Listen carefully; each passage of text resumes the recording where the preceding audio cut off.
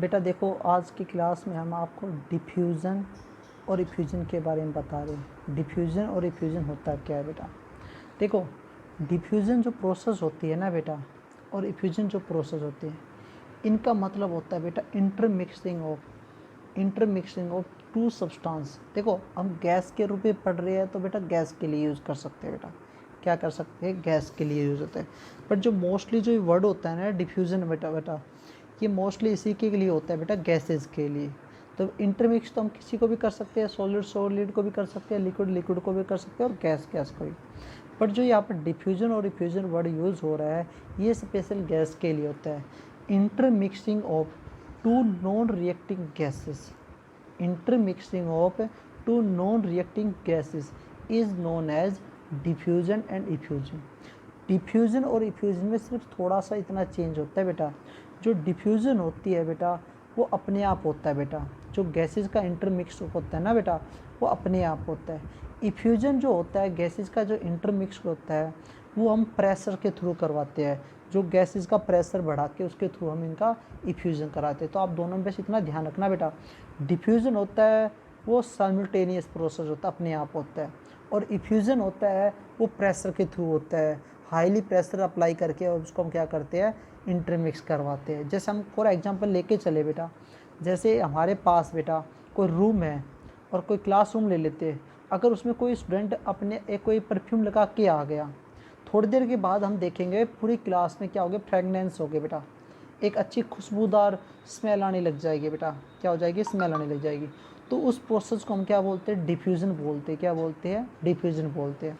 अब इफ्यूज़न का मतलब क्या होता है? जैसे बेटा हमारे पास कोई रूम है या क्लासरूम है, हम उसमें क्या करें, कोई सिलेंडर को ओपन करके छोड़ दें, जैसे एलपीजी सिलेंडर को क्या करके छोड़ दें, ओपन करके छोड़ दें, तो उसमें हम प्रेशर के थ्रू उसमें से गैस रिलीज़ हो रही है। एक स्मॉल होल से क्या हो रही है बेटा, गैस रिलीज़ हो रही है। तो उसी प्रोसेस को हम क्या बोल देंगे बेटा, इफ्यूज़न बोल देंगे। तो देखो, डिफ्यूज़न अपने आप हुआ, इंटर ऑफ मिक्सिंग गैसेज, और डिफ्यूज़न तो अपने आप हो रहा, और इफ्यूज़न हम क्या करा रहे हैं बेटा, हाईली प्रेशर से करवा रहे हैं।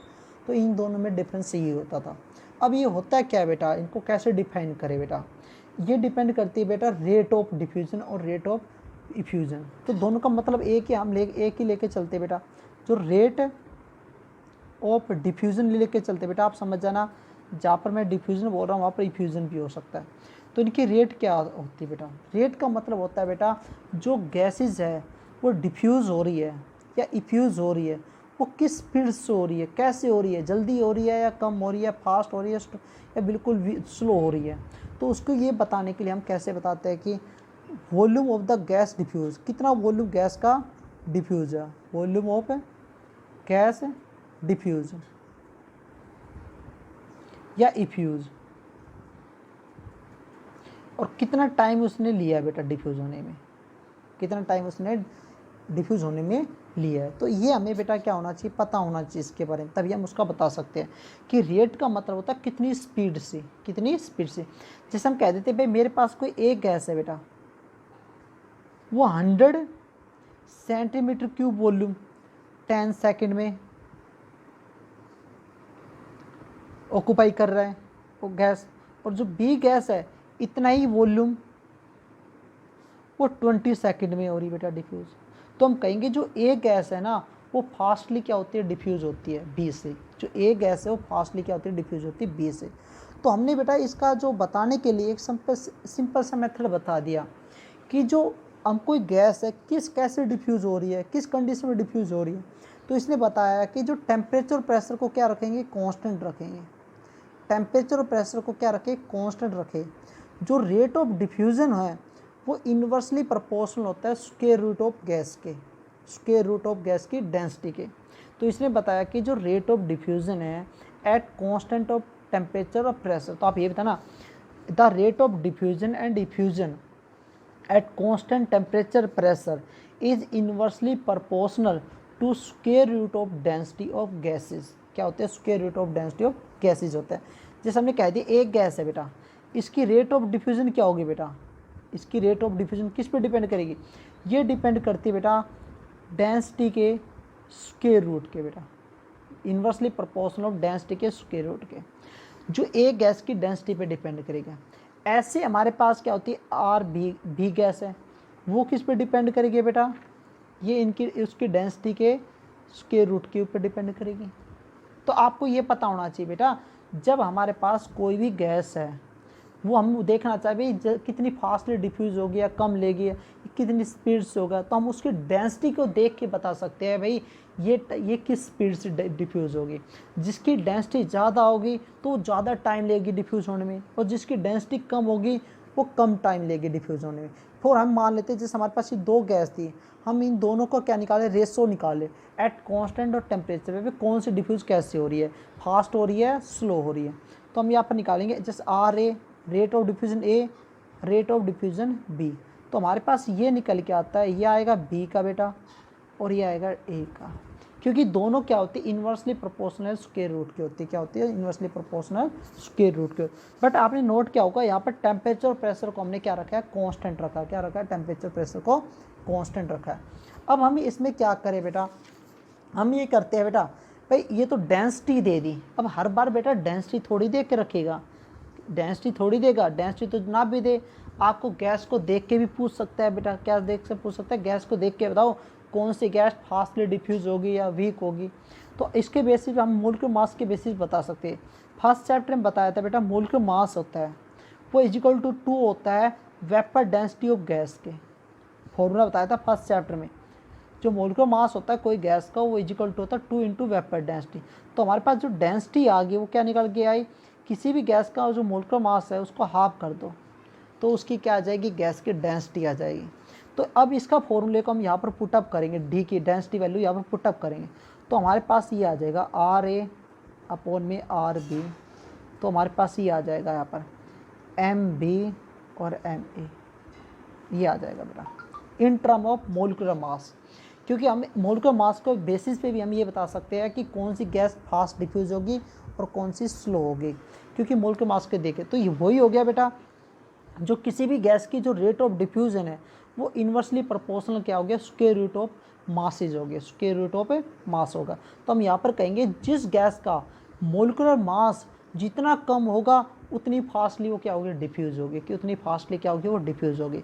और जिस गैस का मोलिक्यूलर मास जितना ज़्यादा होगा उतना ही वो ज़्यादा टाइम लेगी डिफ्यूज़ होने में, क्या लेगी, उतना ही ज़्यादा टाइम लेगी डिफ्यूज़ होने में।